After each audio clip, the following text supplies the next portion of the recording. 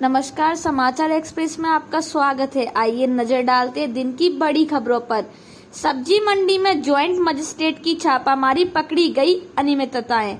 आज सुबह सवेरे ही ज्वाइंट मजिस्ट्रेट रुड़की अंशुल सिंह ने नवीन सब्जी मंडी में छापामार कार्रवाई की। इस दौरान उन्होंने कई प्रकार की अनियमितताएं भी पकड़ी। बता दें कि ज्वाइंट मजिस्ट्रेट को कई दिनों से सब्जी मंडी में अनियमितताओं की शिकायत मिल रही थी, जिसके बाद आज सुबह सवेरे ही ज्वाइंट मजिस्ट्रेट नवीन सब्जी मंडी पहुंच गए और कई तरह की अनियमितताएं पकड़ी। वहीं ज्वाइंट मजिस्ट्रेट के द्वारा कार्रवाई के निर्देश भी दिए गए हैं।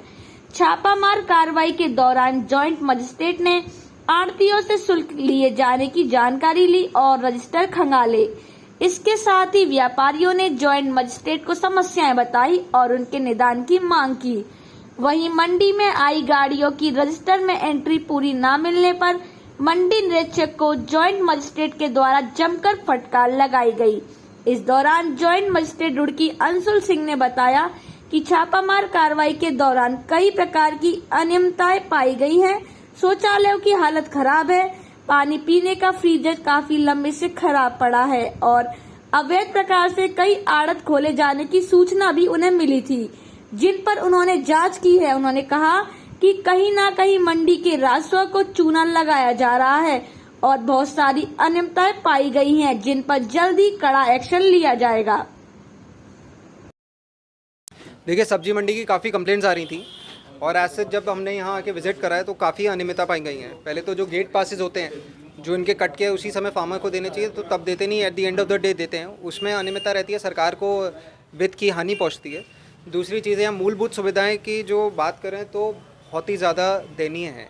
अगर आप खुद, आपके पास विजुअल्स हैं, आप टॉयलेट की देखेंगे तो इससे बेकार टॉयलेट्स आज की डेट में रुड़की में मैंने नहीं देखे हैं। पानी के लिए लोग कंप्लेंट कर रहे हैं कि पानी में कीड़े आते हैं। जो वाटर कूलर है इनका पिछले साल या उससे पिछले साल लगा था, जो भी है, इस साल तो धूल जम रही है उस पर, तो नहीं चल रहा है। बाकी यहाँ देखा गया तो इन्होंने फड़ काफ़ी लगा रखी हैं। काफ़ी जगह इन्होंने वो लगा रखे हैं आपके जो जिसमें सामान तो रखते हैं, जिसको आप पैकेट्स वो रहेंगे, आप एक तरीके से कहेंगे प्लास्टिक बकेट्स कहेंगे। तो ऐसे बहुत सारे प्लास्टिक बकेट्स हैं, वो जगह घेरते हैं, जो बड़ी वाली दुकानें रहती हैं उनके घेरते हैं।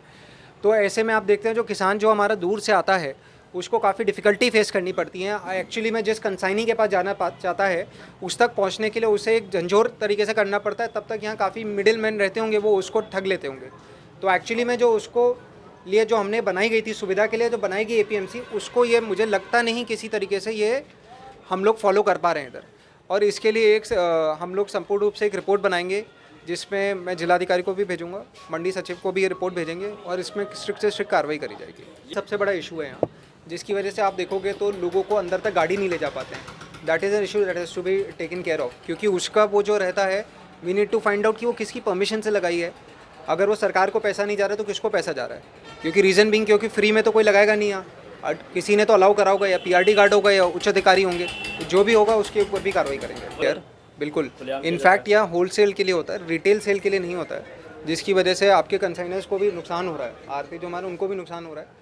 तो उसके ऊपर भी हम लोग कार्रवाई करेंगे।